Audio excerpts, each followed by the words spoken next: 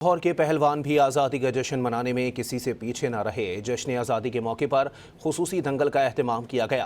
पहलवानों ने अखाड़े में दाव पेच आजमाए और ढोल की थाप पर खूब भंगड़े डाले। इस हवाले से मजीद तफसीलात जानते हैं डॉट न्यूज़ के नुमाइंदे गुलाम मुर्तज़ा से। मुर्तज़ा, बताइएगा। यौम आज़ादी लाहौर में भरपूर अंदाज में मनाया जा रहा है। कहीं पे सरकारी तौर पर तकरीब का एहतमाम किया गया और इस तरह मंचले भी सड़कों पर मौजूद है। कोई बाइक पे बाहर निकला, किसी ने अपनी गाड़ी को सजाया हुआ है और किसी ने अपनी मोटरसाइकिल को सजाया गया है।